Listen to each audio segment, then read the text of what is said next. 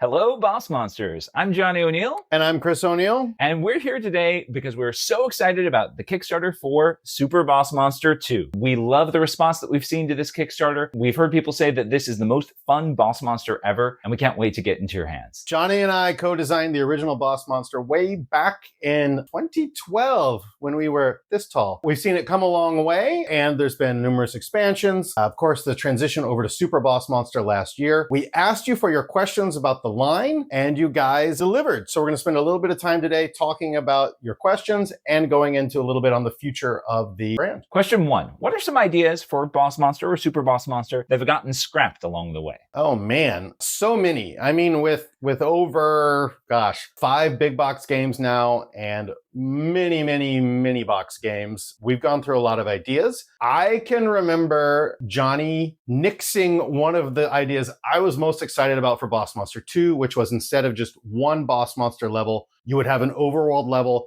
and another level and a level under that. And he was right. It just got to be too much to manage in terms of cards you had out. But I was excited about it for a little while. Yeah, no, I that's an idea that I've thought had merit, and the idea of like some heroes being able to sort of like bounce up to the next level. It's something we might come back to someday. One of the oldest ideas for Boss Monster, like that this question made me think of, is back in the original design. First, it was like this like card-based top-down dungeon builder, but there was a version that's pretty close to the version we ended up with, except for the fact that heroes were lured by having different numbers, and you would roll different dice in your dungeon to get the heroes. Right.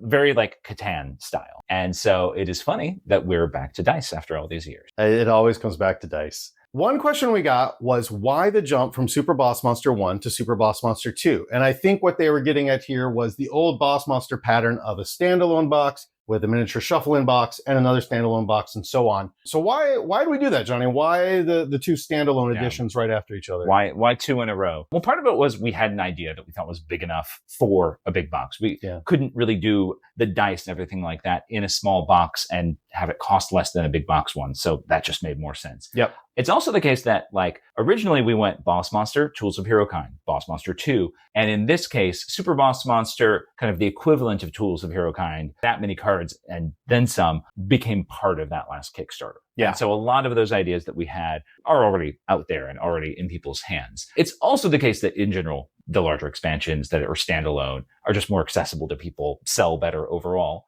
But we still like to do smaller ones. We do, and we'll be returning to the Shuffle-In expansion idea with what we're working title is Super Crash Landing. So those of you who know the old Boss Monster line, Crash Landing was the 5 to 6 player expansion that brought in sort of a spaceship that crashes in Arcadia and the boss monsters and the heroes explore it. We're going to be doing a 5 to 6 player expansion set specifically for Super Boss Monster. And we're planning on Super Crash Landing coming out probably in early 2027.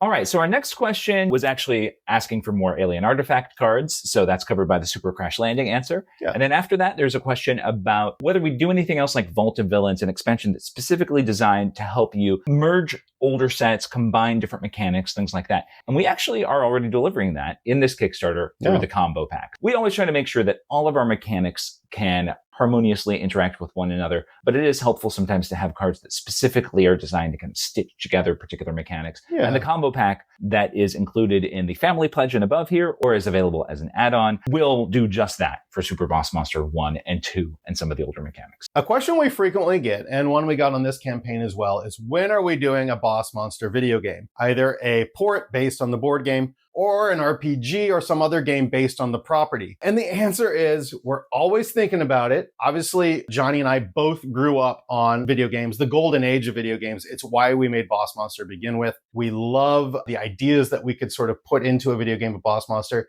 but video games are hard. They're very hard. And past attempts that we've sort of delved in to try to figure this out, they've been successful on some level and been disappointing on others. We haven't quite found that magic combination yet. So we're always looking, we're keeping it in mind, and who knows what the future holds. So if anybody out there is a video game developer who's really passionate about Boss Monster, drop us a line. One more question that we got was asking if there was anything else we'd be doing to expand the lore of Boss Monster, like comic books or more stories or even like a strategy guide with extra lore built into it. It's definitely something we're always thinking about. Yeah, as CEO, one of my jobs is sort of business development. And I'm always thinking about how do we bring the Boss Monster brand to more people, maybe not even just gamers, but pop culture fans in general. So we've actually got a really fun Boss Monster Jr. audio podcast that's out there. It's an audio book that you can find on any podcast app you have. We're also always talking to folks in Hollywood and publishers in New York about doing Boss Monster shows, animated shows, or middle reader books, or other sorts of literature. It's something we would love to see happen, and we are working on it. We promise you. This success of this campaign is just, I think, one more notch in the Boss Monster belt and helps convince those other partners that this could be a viable idea. Absolutely. And then one more question. It's a fun one. Someone was asking for a team mode, like a 2v2